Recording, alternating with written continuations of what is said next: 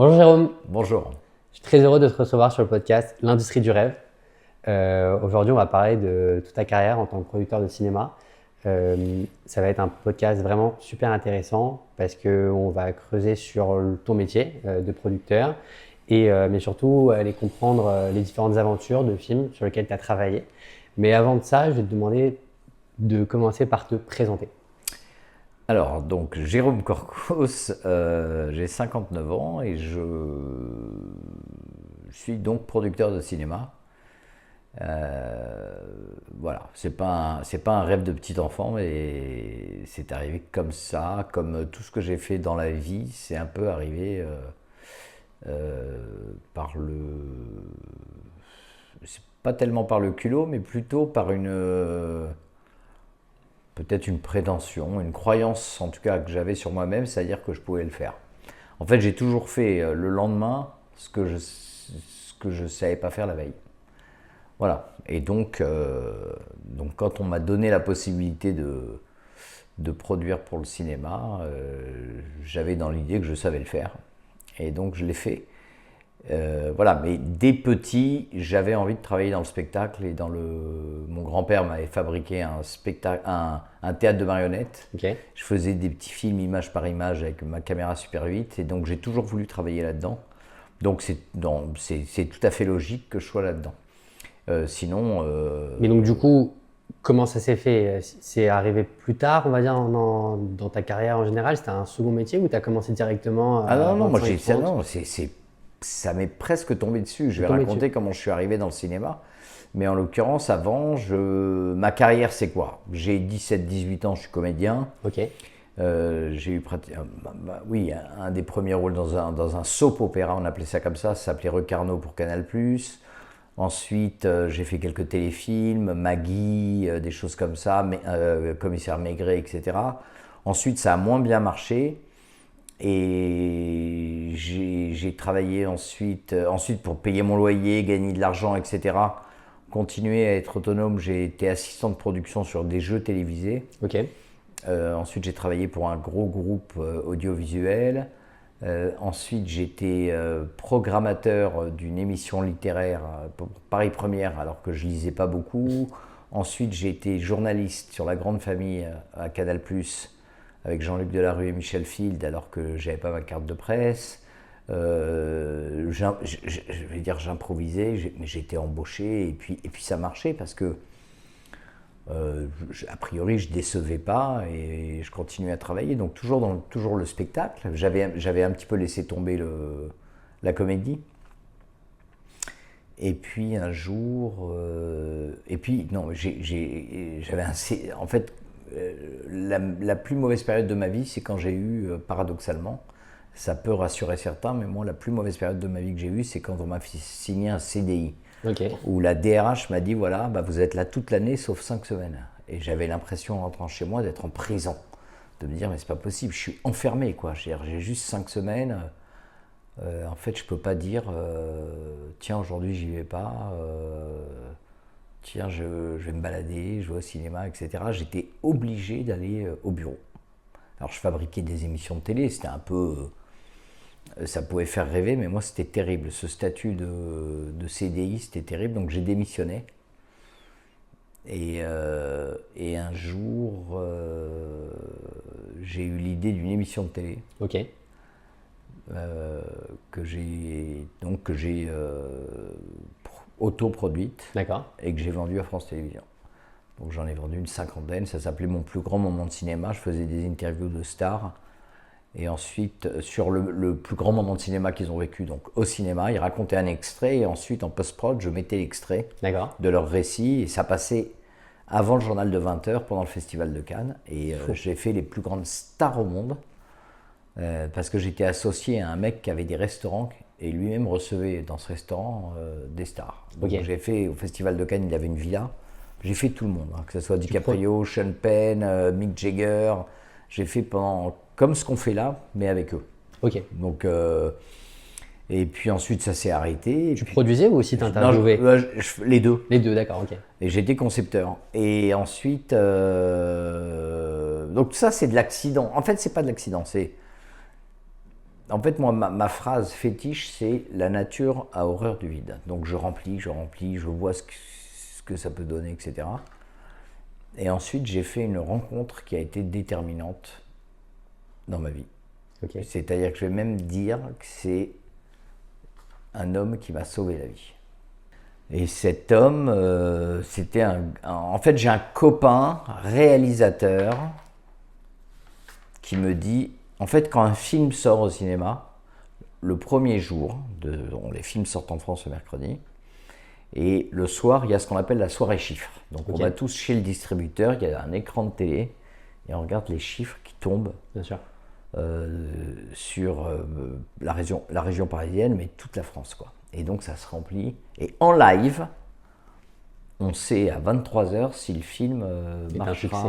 Voilà. Donc c'est une soirée chiffre. Donc soit c'est la joie, soit c'est la soupe à la grimace. Et donc ce copain qui me dit, viens à la soirée chiffre chez Pathé, de la sortie du film Océan, réalisé par Jacques Perrin. Et ce copain était Christophe Baratier, qui avait réalisé Les Choristes. Et moi,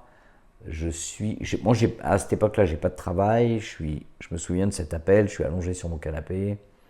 Je regarde vaguement la télé. Je suis pas hyper en forme à ce moment-là dans ma vie, parce que j'ai fait ce que je viens de raconter, mais je me dis qu'est-ce que je vais faire maintenant. Ouais. Et qu'est-ce que j'ai envie de faire, et surtout... Et j'avais quand même le sentiment en moi que j'avais un truc à faire. C'est pas prétentieux, mais que j'avais un truc qui s'apparente à un destin. Bon, alors c'est sûr que je suis pas Pierre et Marie Curie, je vais pas inventer la pénicilline et le vaccin, mais bon, même une petite trace à laisser, mais à qui? J'ai pas d'enfant, etc. Bon bref, je suis pas hyper en forme. Et le mec me dit, mon pote me dit, viens. Bon. Il pleuvait, j'ai pas envie de prendre mon scooter, et il me dit, je t'envoie un taxi. Bon, moi je dis, bon, j'ai juste à descendre, il y a le taxi, puis je vais à la soirée chiffre, je l'accompagne. En fait, lui avait dans l'idée, non pas de me faire profiter de cette soirée chiffre, mais de sortir en boîte de nuit avec moi après. Bon, bref, je vais à la soirée chiffre. Et puis, je connais vaguement un monsieur d'un certain âge, qui est un grand monsieur du cinéma qui s'appelle Richard Peset, qui était le bras droit de Claude Berry. Okay. Et qui me dit, ça va mon petit, qu'est-ce que tu fais? Il est de Marseille, il a un accent marseillais. Et là, je lui dis, pas grand-chose, mais j'ai envie de faire du cinéma. Et il me dit, mais c'est-à-dire? Je lui dis, j'ai 2 idées de films. Et il me dit, c'est quoi tes idées? Bon, alors la première, je ne vais pas la raconter ici parce que ça fait 12 ans, mais j'ai envie de la faire. Ok. Donc je ne vais pas me faire piquer l'idée ici. Et la deuxième, je lui dis, il faut faire un remake, j'aimerais bien faire un remake de Podane. Et il me dit, avec qui? Et là, je lui dis, Christophe Baratier, avec qui je suis venu. Et il me dit, mais c'est pas bête, c'est une bonne idée. Il avait déjà fait Les Choristes à l'époque? Ouais. Okay. On termine la discussion. Et je vais vite voir Christophe Baratier. Je lui dis, si Richard Peset te demande si tu veux faire Podane, je lui ai dit oui. Donc dis-lui oui, s'il te plaît, parce que ça me rend service, etc. Il me dit, alors, quoi tu me fous? Je dis, mais... Et il me dit, mais c'est pas bête comme idée. Bon, et ça n'a pas loupé. Richard a été voir, il dit, alors, il paraît que tu veux faire Podane. Et il dit, ouais, pourquoi pas, j'y pense. Et la soirée se termine, et 3 jours après, j'ai un appel de Richard Peset qui me dit, viens dans mon bureau. Donc je vais dans son bureau, chez Pathé. Et il me dit, Podane c'est intéressant, mais et ton autre idée aussi, est-ce que tu veux? Et là il me dit, alors moi je rêvais de travailler pour lui, il me dit, est-ce que tu veux travailler avec moi? Et là je sens, il y a des périodes comme ça dans la vie, où on sent qu'il se passe quelque chose dans sa propre vie, quoi. C'est-à-dire que ça frétille de l'intérieur, on se dit, c'est peut-être un tournant. Voilà. Et moi, encore une fois, je ne travaillais pas, j'avais des dettes, etc. Et je lui ai dit oui, évidemment. Et 3 jours après, c'est un samedi matin. Généralement, quand ça va pas, moi je suis comme ça, j'ai été comme ça, quand ça va pas, on n'a pas envie d'accumuler les mauvaises nouvelles, donc je laissais mon courrier dans ma boîte à lettres, je le lisais même pas.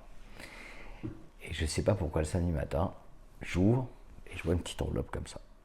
Alors je prends l'enveloppe, comme une enveloppe de carte de vœux ou une enveloppe de cartonné, quoi. J'ouvre.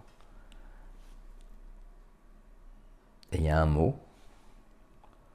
Ne me déçois pas, Richard, avec un chèque de 10 000 euros. Putain. Ça, je dis, c'est pas possible.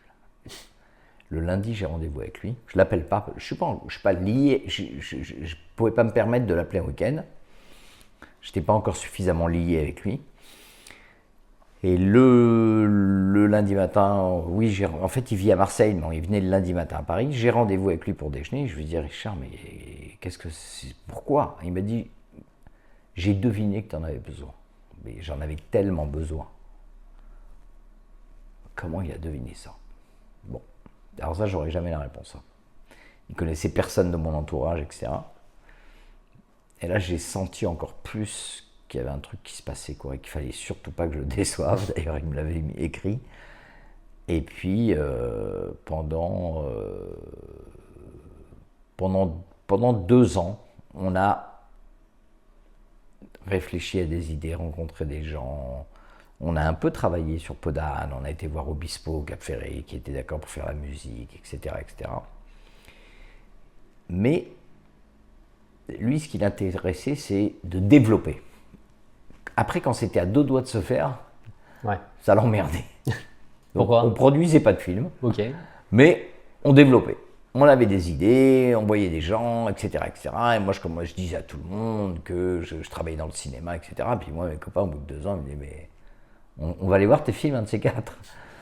Et puis un jour, je pars à Bali,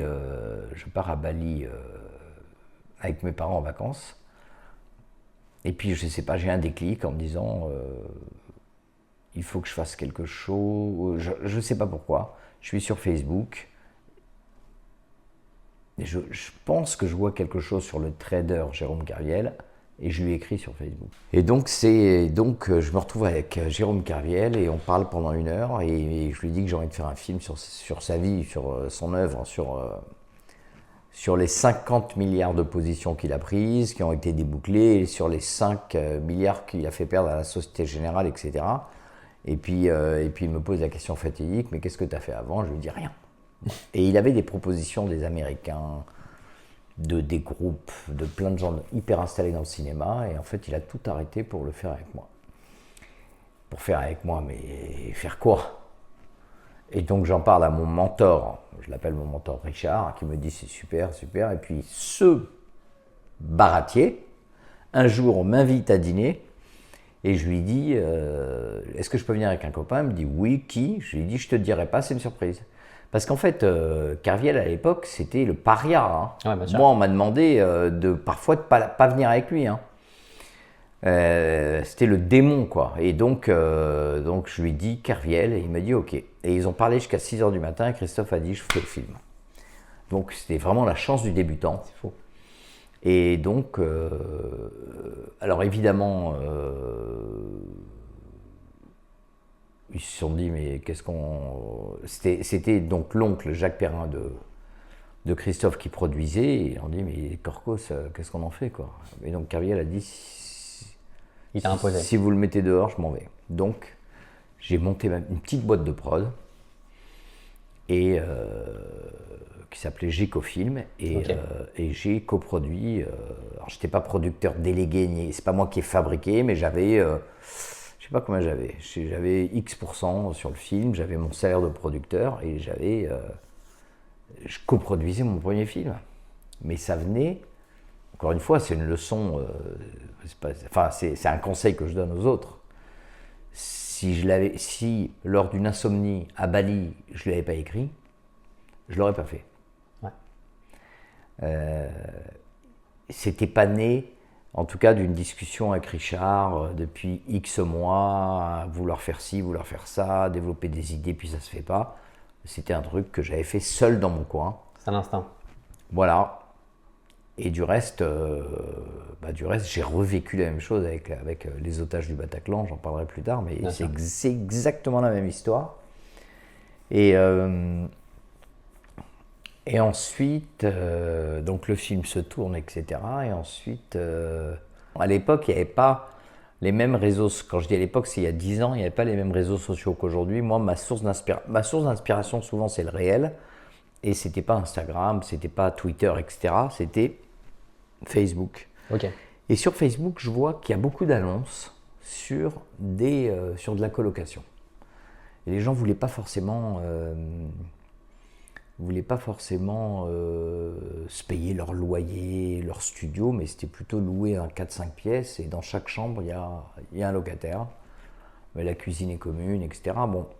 Et je me suis dit, alors j'ai rien inventé, mais je me suis dit, il y a peut-être un film, mais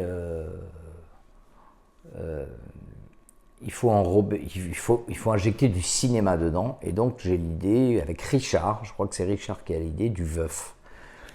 Et Richard me dit, écris 20 pages.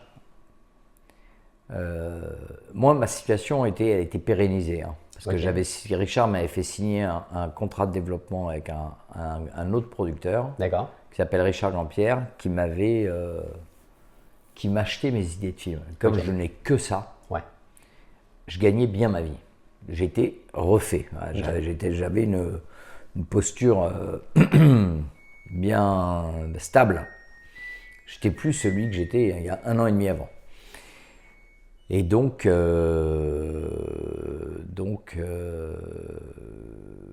me dit écris sur ton veuf, etc., etc. Et là, j'appelle Stéphane Keller, qui était le scénariste de La Guerre des boutons, réalisé par Baratier. Ouais. La nouvelle Guerre des boutons.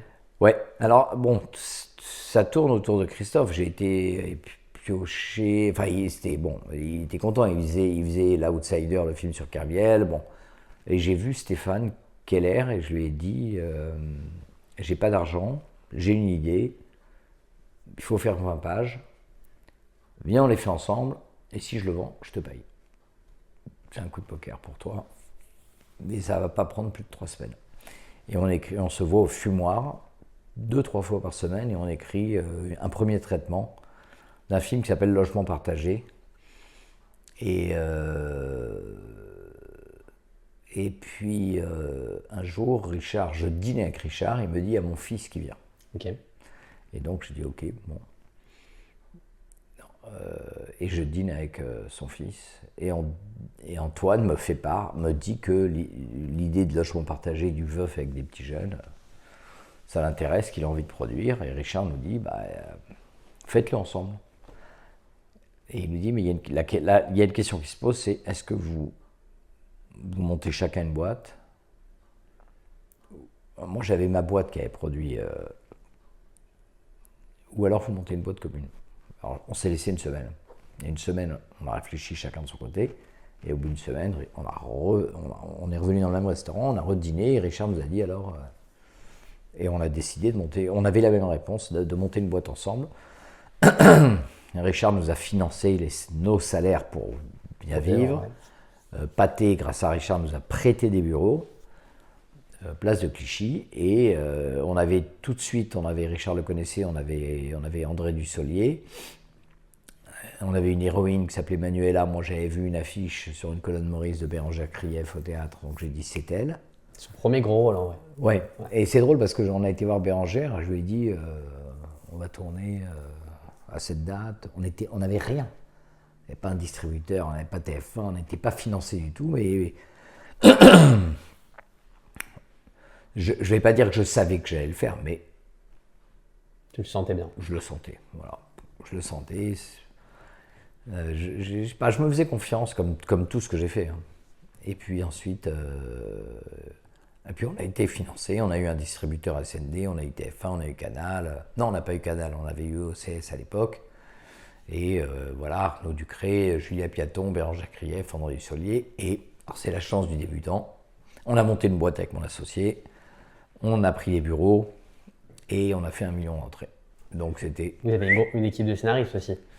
Ouais, il y avait Catherine Diamant. Oui. Ensuite, en fait, le film, on n'arrivait pas à l'écrire et Richard m'appelle un jour, un samedi matin, il me dit bon, on laisse tomber, je débranche, etc. Je dis mais c'est pas possible, on a tout, c'est juste une question de structure et tout.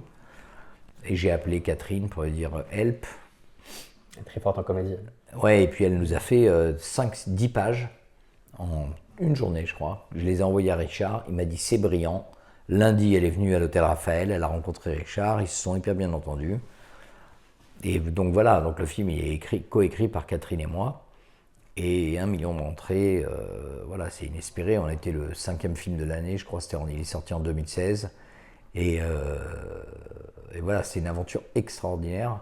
Alors c'était pas la même que l'Outsider, c'est pas moi qui fabriquais, donc j'étais un peu à l'écart, un peu loin, mais là c'était mon film. Tu l'as assumé complètement. Ah bah ouais, on était producteur exécutif, producteur délégué, on a fait la fête du million, on a été à l'Alpe d'Huez, on a été sélectionné, on a le prix spécial du jury. Enfin, là je me dis, c'est parti quoi. Et je me dis surtout,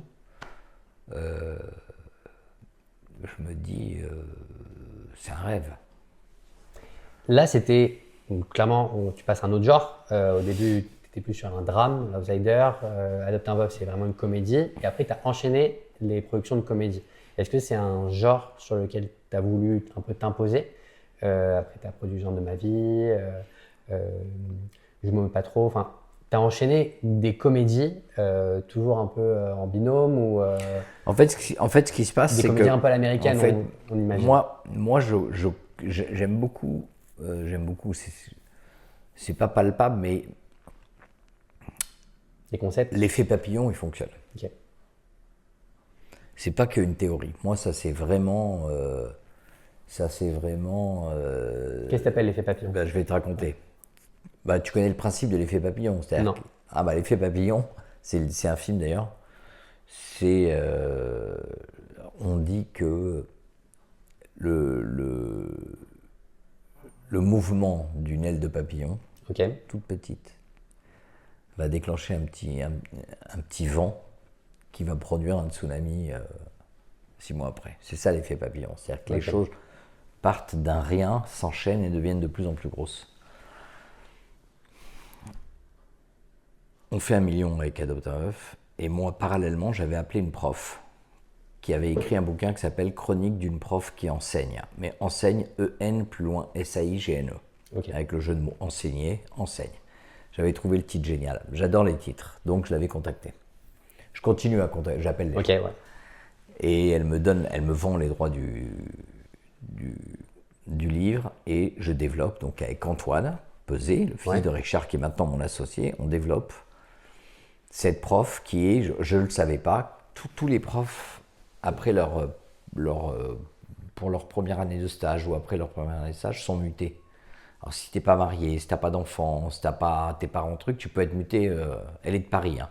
Tu peux être muté à 100 bornes de Paris. Et c'est ce qui est le cas, elle a été mutée au fin fond de la Picardie, avec des gens qui sont l'opposé d'elle-même. Elle, ses petits sacs, 16e, 7e, café de chlore. Là, elle est mutée dans la bouse, avec des enfants, c'est pas du tout les mêmes, ils font pas du tout les mêmes blagues qu'ici, ils sont tous roux, enfin c'est une autre éducation, c'est la France rurale, donc son opposé. Je dis, il y a un film extraordinaire, le principe il est connu, c'est fiche à out de bocal, quoi. C'est-à-dire que c'est même bienvenue chez les ch'tis, c'est ça, hein, c'est prendre quelqu'un du sud, le mettre dans le nord, etc. Donc c'est le même principe et on a fait 1 million d'entrées. Donc je le fais lire à Bérangère Krief, je lui dis est-ce que tu veux faire cette prof-là? Elle me dit oui et on le finance comme ça et on l'enchaîne et on fait un film qui s'appelle J'enseigne. Voilà. Non, qui s'appelle L'école est finie. Ouais, L'école est finie. Non, parce que J'enseigne, c'est le titre de travail. Oui, c'est le début. Non, c'était Chronique d'une prof qui enseigne. Ensuite, on l'a appelé J'enseigne. Ok, et vous l'avez renommé. Et maintenant, c'était L'école est finie. Et L'école est finie, alors qui n'a pas marché en salle, mais qui cartonne sur la TNT, il marche, ça cartonne. C'est finalement un bon. Mais non, mais il y a des films qui se font pour le cinéma qui devraient être des films télé, qui sont des très bons films télé. Et celui-là, c'est un bon film télé. Et financièrement, c'est intéressant quand le film marche bien à la télé pour le producteur. producteur. Oui, parce que dans le cadre du financement, on a 2 passages qui sont inclus dans le financement, mais après, ils nous rachètent les passages. Et donc là aujourd'hui ils nous le rachètent au fur et à mesure, tous les ans ils nous le rachètent, quoi. Et donc pourquoi je parle de l'effet papillon, c'est que j'ai fait Adopte un veuf avec André Dussolier et Bérangère Krief. Ensuite, j'ai fait l'école Affini avec Bérangère. Et un jour, André Dussolier, à qui je suis devenu très proche, me dit « Viens à la maison samedi matin, j'aimerais te faire lire un scénario, te donner un scénario. Je ne sais pas si je l'accepte, tu vas me donner ton avis. » Bon, moi qui déteste lire, déjà j'ai du mal à lire les films que je produis, je dis « Bon, ok, je vais lui rendre service. » Je prends ma bagnole et je l'appelle et je lui dis « Est-ce que tu veux un croissant ? Je suis là dans un quart d'heure. » Et je ne sais pas pourquoi. Ça, c'est les mystères de mon imagination et de mon cerveau. J'ai un truc qui me passe dans la tête, comme une étoile filante. Je lui dis, mais j'ai pas réfléchi, hein. Je lui dis, et si Tanguy revenait chez ses parents? Et je lui dis, et il me dit, à tout à l'heure.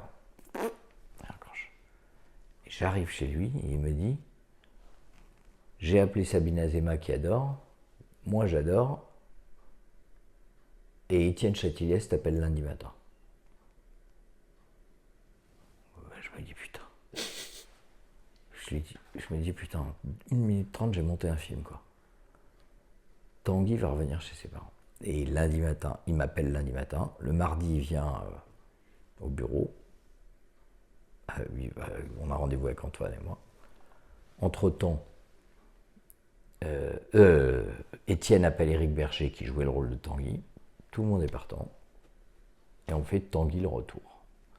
Et c'est encore l'effet papillon, c'est-à-dire adopte un veuf avec André, ensuite Bérangère avec l'école Affini, ensuite André, voilà, et clac, clac, clac, clac, clac, d'un petit truc, d'un coup de fil à Stéphane Keller pour dire est-ce que tu veux travailler 3 semaines gratuitement au fumoir sur un veuf avec des trucs, ça devient finalement, la boule de neige elle grossit, ça devient Tanguy le retour, budget 9 millions, et on a fait 1 million d'entrées. Donc gros succès, on espérait beaucoup plus, parce que le premier avait fait 4 millions. Bon, en fait, André nous avait dit, et si c'est les parents qui sont expulsés, qui vont vivre chez leur fils, en guise de vengeance? Oui, ça aurait pu être ça, et peut-être mieux, parce que c'est vrai que le deuxième, Tanguy qui revient, finalement il s'installe chez ses parents, il veut plus bouger, ça devient un peu la copie du premier, quoi. Ouais. Bon. Ben, parfois on se trompe de chemin, mais en tout cas 1 million d'entrées, tout le monde était très très très content. Par la suite, pareil. Alors là, je suis plus que sur Facebook, je suis un peu dans le Parisien, je suis un peu partout, clac clac, j'ai des antennes. Je lis en Sicile un couple, au bout de 70 ans de mariage, divorce, parce que le mec a été dans son grenier, il a trouvé la lettre d'un amant quand ils étaient ensemble, mais il y a 60 ans. Il descend avec la lettre, il dit je divorce. Alors ses petits-enfants, ses enfants, mais tu sais même pas te faire un café, papy. Non, non, elle m'a trompé, elle m'a trompé. Et donc, j'en parle à André. Alors moi, comme je suis très proche d'André, j'aime bien lui parler de mes idées un peu en amont. Et je raconte cette histoire. Oh, c'est drôle, c'est drôle, c'est drôle. Quand ça me met, moi, j'aime bien qu'on me... De l'énergie. qu'on me donne un peu de l'énergie, qu'on soit un peu d'accord avec moi. Ça me conforte. C'est une bonne idée. Ouais, mais parfois, j'ai vécu l'inverse. Où on m'a pas découragé, on m'a dit... Et finalement, j'ai été au bout. Parce que moi, j'y croyais. Et donc, je fais N'avoue jamais. Voilà.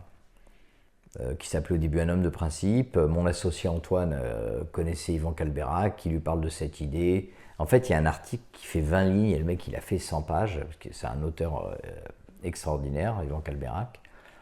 Et voilà, et on a reconstitué le couple de Tanguy, c'est-à-dire Dussolier, Azéma. L'ermite est venu sur le film, et on a fait 600 000 entrées, 650 000. Et voilà. Pour la petite histoire, la petite anecdote, je tourne L'école est finie. Ok. Donc, en 2018, j'avais trouvé comme fait scientifique qu'une femme qui attend des jumeaux a une chance sur 1 million d'avoir un enfant blanc, un enfant noir. Je tourne L'école est finie, à Bruxelles. Je lis qu'Ahmed Silla fait un spectacle le soir. Je trouve son numéro, je l'appelle, je lui dis je tourne un film en ce moment, vous êtes sur scène à 20h, à l'hôtel à 18h, est-ce qu'on peut se voir un quart d'heure? Il me dit ok. Et je lui parle de ce... Et il me dit, c'est une super idée, je ne savais pas que ça existait, etc. etc. Et il me dit, j'ai rien, j'ai pas de metteur en scène, j'ai rien. Et il me donne un accord de principe sur rien. C'est quoi concrètement un accord de principe? Bah, c'est ok. En fait, ça veut rien dire. Bah non, okay. On peut me dire ok. C'est ça. Bah, okay. Même toi, tu peux dire ok, je t'achète ta voiture, et puis 3 jours après, tu dis j'ai changé d'avis. Okay. Ou elle me plaît plus, ou j'en veux une autre. Ça vaut rien. Okay. Sauf que ça motive. moi, ça me donne non, la motivation, elle est là. Ça me donne l'envie de continuer à réfléchir. Et donc, non, mais je raconte ça, c'est rigolo parce que c'est en 2018 et que 7 ou 8 ans après, je fais le film, quoi. Mais et ce qui est drôle, c'est qu'Ahmed se souvient même pas qu'il m'a vu à l'hôtel. Mais moi, je m'en souviens et c'est ça quand je rencontre les metteurs en scène, je leur dis, j'en avais parlé à Ahmed, il est chaud, faut aller dans cette... Et puis il a dit oui. Et on a fait jumeaux mais pas trop. Encore une fois, qui n'a pas marché comme on aurait voulu que ça marche. Mais bon, ça c'était pas un bide, ça a fait 450 000 entrées, ce qui est pas mal. Mais bon, après on débriefe, on se dit c'est peut-être le titre. Non mais en plus le film il est bon, mais il est trop entre... Il a pas d'ADN, c'est-à-dire qu'il est drôle, il est feel good, Enfin, il y a un truc qui bon, bref. Juste une question sur comment on vend un film.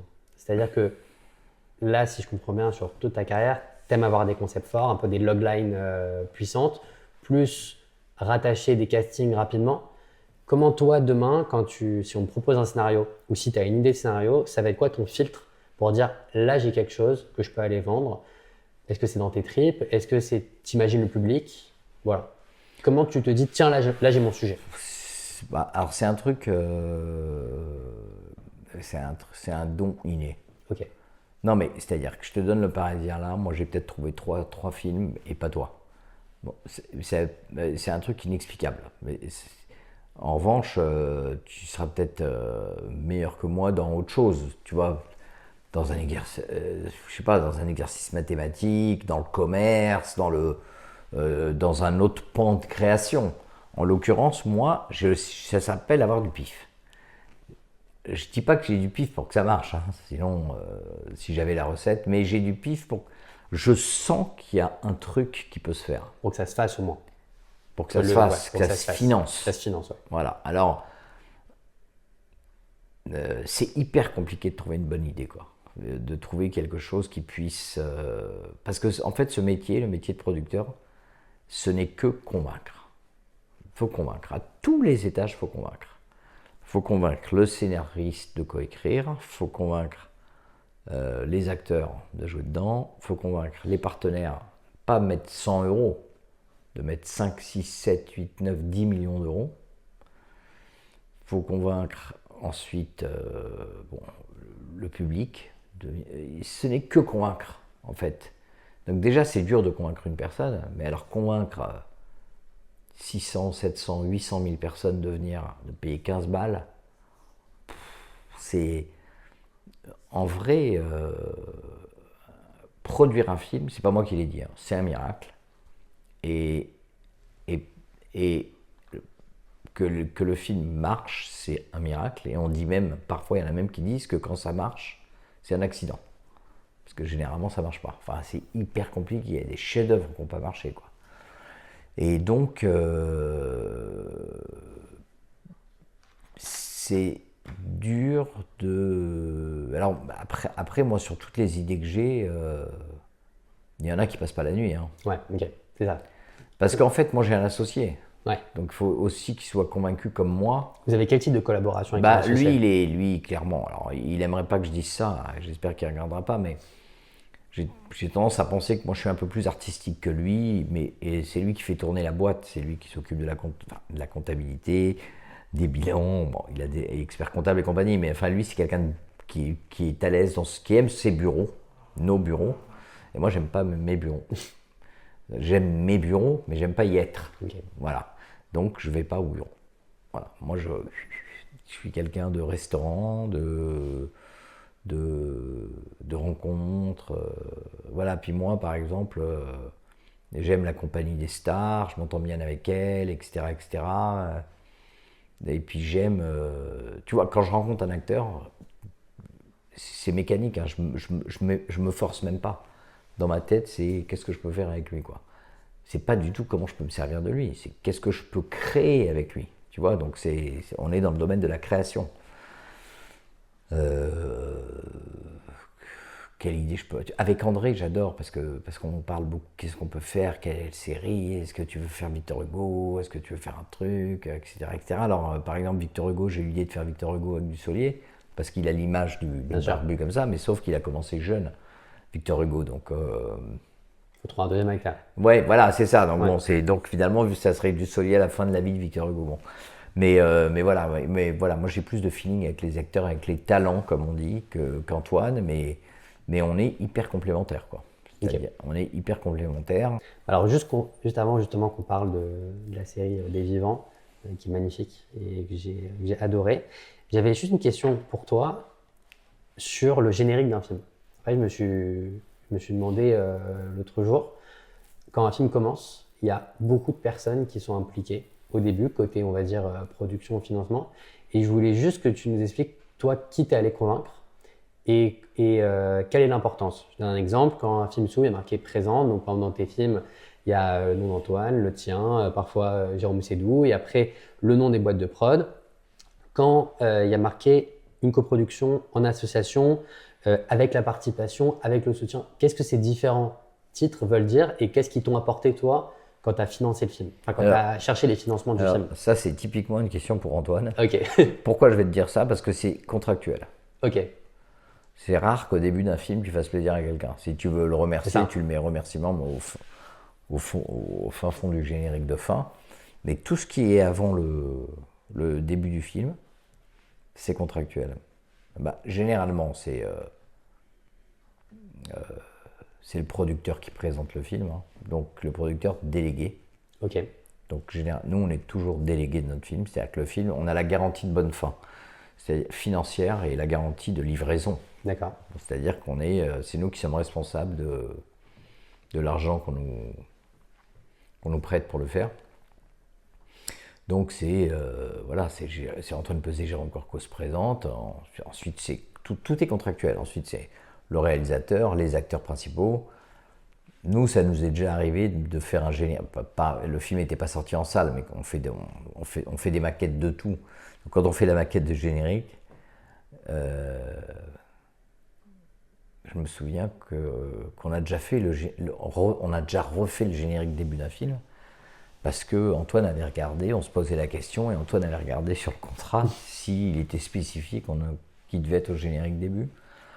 Et puis les acteurs, c'est drôle, mais c'est comme ça, les acteurs donnent, par exemple, je dis un exemple, Sabine Azéma devait avoir la même typographie que André Dussolier, la même hauteur de lettres, etc. Et il y avait un débat, je crois que Sabine devait être avant André. Ok. Donc ensuite, on les met sur la même ligne, comme ça il n'y en a pas un avant l'autre, mais qui est le premier? Qui apparaît. Alors j'avais demandé qui est à gauche, qui est à droite. J'avais demandé à André, il m'avait dit je m'en fous, donc je crois qu'on avait mis Sabine à gauche, parce que c'est le premier nom naturel qu'on voit. Voilà, mais tout est contractuel. Mais sur les coproductions, parfois, il y a des films, il y a plein de coproducteurs. Ouais, surtout aux États-Unis, quoi. Surtout aux États-Unis, même des films sur le. Oui, mais nous, par exemple, on est producteur délégué et exécutif. Ok. Donc déjà, il y a une ligne qui saute. C'est-à-dire que c'est produit par nous deux, mais on ne met pas producteur exécutif. Okay. Le producteur exécutif, c'est celui qui fabrique. D'accord. Voilà. Bon, là, c'est nous qui fabriquons. Ok. Tu vois. Là, on va faire un film pour une plateforme. On va prendre un producteur exécutif parce qu'on est occupé, etc. Et c'est notre représentant. Enfin, c'est lui qui produit pour nous, quoi. Ouais, mais le film ne lui appartient pas. Ok, super intéressant. On va parler maintenant des Vivants. Est-ce que tu peux nous raconter toute la jeunesse du projet? Je sais que c'est toi qui l'as initié. Comment tu as rencontré les potages? Ouais. Voilà, un peu nous raconter toute cette aventure. C'est juste par exemple pour rappeler la série des Vivants, qui est la série sur les otages du Bataclan. qui est sorti il y a quelques mois et voilà, qui est magnifique. Oui, pour les spectateurs qui n'ont pas il vu. y a 11 otages, 11 personnes qui se sont retrouvées otages dans un couloir du Bataclan après la tuerie de masse, qui sont restées dans un couloir en joue par les 2 terroristes avant l'intervention de la BRI qui a libéré les otages. Et il y a 7 otages qui, très très vite après l'attentat, se sont revus et ont créé un groupe comme ça. Ils se sont affublés du nom de Potage, qui est un diminutif de pote et otage. Et ils se voyaient toutes les semaines, tous les mois, porte des Lilas dans un café. Et ils jouaient de la musique. Et ils se sont reconstruits, chacun individuellement, avec ses thérapies, avec sa famille, etc. Mais ils se sont en tout cas reconstruits ensemble. Et un jour, un dimanche, je me souviens, c'est un dimanche, je suis assis, je zappe. Et je vois 2 mecs en train de parler dans ce fameux café, en train de raconter la prise d'otage. Et il y en a un qui... Et puis ils racontent qu'ils ont créé un groupe qui s'appelle Les Potages. Et je retiens un nom, je note sur mon téléphone un nom. Mais alors là, c'est... Instantanément, j'ai vu la série. Et c'est drôle parce que quand j'ai fait des recherches après, ils avaient eu une page dans Libération, il y avait plein d'articles sur les potages. Et donc sûrement plein de gens du métier qui l'ont vu, quoi. Et moi tout de suite, c'était une évidence. Un attentat dramatique, quelque part notre 11 septembre. Un groupe qui s'en sort, qui se reconstruit, qui se soude et qui crée un nom. Les Potages. Une identité commune. Je me suis même dit qu'elle devrait peut-être s'appeler Les Potages. Bon, mais après avec la soupe et tout, on comprend pas trop. Mais... Et donc, moi j'aime bien, c'est comme une couverture que j'aime bien garder l'idée en tête comme ça, mais pas longtemps. Et il faut que ça parte tout de suite. Le lendemain, Instagram, le mec, David Fritz, qui est d'origine chilienne, David Fritz Gopinger, je lui écris. Et je lui mets, et je lui dis, non, mais ça fait rire parce que je l'ai tellement dit de cette phrase, mais je lui écris, je vous ai vu à la télé, et je lui mets, j'ai une idée, mais je ne sais pas si c'est une bonne idée. Je pense à ma femme parce que à chaque fois qu'elle entend cette phrase, elle rigole parce que je la sors tout le temps. Mais c'est vrai. D'ailleurs, il a sorti un bouquin, je crois qu'il a mis la copie du texto, du message Instagram, du message privé que je lui ai envoyé. Il y a vraiment marqué, j'ai une idée, mais je ne sais pas si c'est une bonne idée. Et en plus, et je trouve que cette phrase, elle est efficace. Ça donne envie de... Enfin, ça pousse même l'autre à dire, mais si, c'est une bonne idée, à vouloir me rassurer, quoi. Alors qu'en fait... Vraiment, je ne savais pas si c'était une bonne idée. Je voyais la série, je ne sais pas si c'était une bonne idée par rapport à leur temporalité à eux, leur reconstruction, etc. etc. Je ne voulais pas surfer sur un truc avec lequel je n'aurais pas été à l'aise. Le risque à tous les étages vis-à-vis de cette série, c'était est-ce que c'est trop rapproché de l'événement et est-ce que pour les partenaires, pour les diffuseurs, est-ce que ça va intéresser, est-ce que les gens ne vont pas avoir peur, etc. Et je m'en suis aperçu très vite parce que mon associé, qui est sensible comme moi, n'était pas guéri de ça. Et donc, il m'a dit qu'il avait un peu de mal. Okay. Et moi, j'ai compris. Okay. J'ai compris parce qu'il ne faut pas forcer. Et du reste, néanmoins, je me suis retrouvé donc un peu seul, un peu les jambes coupées, parce que moi, j'y croyais. Donc, j'en ai parlé un ami producteur avec qui j'avais fait Kerviel, qui avait coproduit avec nous N'avoue jamais, okay. Et qui m'a dit c'est la seule manière de parler de ce drame par le biais des potages. Voilà, donc mon associé Antoine Pesé m'a dit mais vas-y, bien sûr, je t'empêche pas d'y croire, je t'empêche pas de foncer, fais-le avec Nicolas et puis j'espère que ça marchera pour vous. Et puis Nicolas s'est procuré le mail de Jean-Xavier de Lestrade.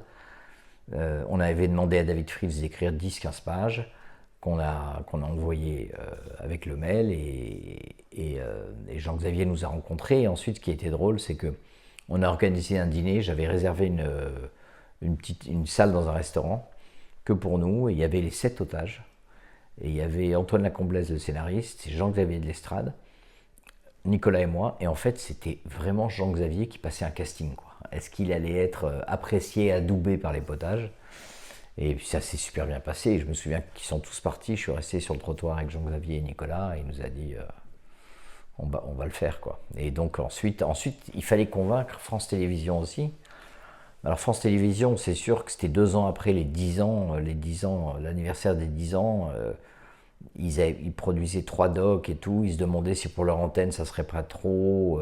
Mais quand ils ont lu le premier traitement de Jean-Xavier, ils ont dit on y va, quoi. C'est mémoriel, c'est magnifique, c'est sublime. Et voilà, mais puis on est à plus de 10 millions de vues, je crois. Donc c'est fou. Ouais. Puis ensuite, il y a un truc qui est personnel. Je ne suis pas le seul, évidemment, hein, mais c'est quand on reçoit des félicitations, quoi. Quand on se... Voilà, on nous a dit, on m'a dit bravo, c'est fou, cette série est dingue, c'est extraordinaire, etc. Et j'ai même eu les félicitations du président de la République, donc ça fait quelque chose, voilà. Il y a une en face-to-face, par message, lors d'une avant-première? Non, à la commémoration. À la commémoration. Et ensuite, j'ai reçu une lettre de Magnifique. l'Élysée. Mais ce qui m'a aussi... Moi, j'aime l'histoire. J'aime la petite histoire dans la grande histoire. Ouais. Et ce qui m'a aussi hyper touché, c'est que l'ancien président de la République, François Hollande, est venu sur le tournage. J'ai tourné un film avec Jules Gaillet. Donc, il m'avait présenté François Hollande et je les ai invités. Et il est venu, quand on tournait, on avait bloqué le boulevard Voltaire et on a reconstitué cette fameuse nuit à l'extérieur. Et donc, il y avait des dizaines de camions de pompiers, de policiers, etc. Et quand il est arrivé, je l'ai accueilli. Il m'a dit, il y a 10 ans, c'était exactement pareil, quoi. C'était pareil. Donc, ça l'a remis un peu... Bon, c'est lui qui avait donné l'ordre de l'assaut, etc. Et voilà. Et je me suis dit... et tout partait d'un message sur Instagram, quoi. C'est assez romanesque, c'est assez vertigineux. C'est une aventure extraordinaire. Extraordinaire parce que il y avait cette famille des potages. Ensuite, il y a eu les acteurs. Les 7 acteurs qui ont joué les 7 potages sont devenus une famille avec les 7 potages, et puis avec l'équipe technique, et puis ça a été une histoire d'amour, d'amitié, c'était sublime, et puis on allait aux commémorations au Bataclan, etc., etc. Ça a duré combien de temps en tout? À 4 ans, 4 ans, en 2021, 2025, 4 ans. Mais j'ai mis 1 an et demi à les convaincre, ensuite on leur a fait signer un accord, comme quoi c'était avec nous qu'ils la feraient. Ça a été, c'est vraiment, c'est Adeline, quand je lui ai montré une des premières images des rushs, m'a dit c'est la série de ta vie. Et pour moi, c'est la série de ma vie. On verra ce que me donne. Voilà, mais en fait, quand je parle de l'outsider, quand je parle d'Adopte un veuf, quand je parle de la série des vivants, rien n'est venu à moi. T'es allé chercher. Tout le temps. Tout le temps. Et là, Jean-Xavier de Lestrade, voilà, m'apporte quelque chose, etc., etc. Toujours en train de...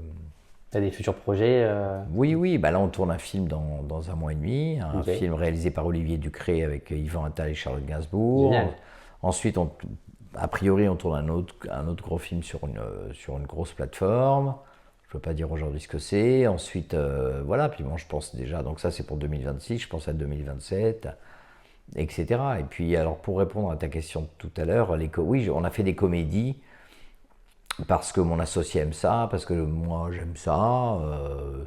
Je regarde pas beaucoup de comédies, je vais jamais au cinéma voir une comédie, mais je regarde à la télé, mais en fait, j'aime les histoires vraies, moi. Voilà. j'aime les histoires vraies, j'aime m'inspirer. Enfin, j'aime m'inspirer par le réel. J'aime être inspiré par le réel, quoi. Et c'est pour ça que je dévore. Je passe du temps sur Internet à regarder ce que je peux faire. J'ai des idées. On arrive sur la fin du podcast. J'ai une dernière question pour toi. Je la pose à tous mes invités pour clôturer le podcast. Si demain je devais inviter une personne de l'ombre du cinéma, d'industrie que tu connaisses et tu te dis tiens, j'aimerais bien écouter son parcours qui est tout aussi romanesque que le tien et vraiment c'était super intéressant. Est-ce qu'il y a une personne que tu rêverais d'écouter dans le podcast L'Industrie du rêve? Eh ben, c'est mon mentor, Richard. Faut savoir, je l'ai pas dit, je lui rends hommage, c'est que j'étais associé donc avec son fils et il est tombé malade et il est mort. Et, et voilà, il n'y a que lui que j'ai envie d'écouter, aujourd'hui s'il pouvait revenir. Bah, on peut saluer. Il est décédé il y a longtemps. Il est décédé il y a 5 ans, je crois. 5 ans. 5 ans, maladie, en 6 mois il est parti, mais tout est grâce à lui. Magnifique. Bah, écoute, Jérôme, merci beaucoup. C'était passionnant et vraiment, je pense que c'était pas trop chiant. Non, c'était tout sauf chiant. C'était super intéressant. Merci beaucoup, Jérôme.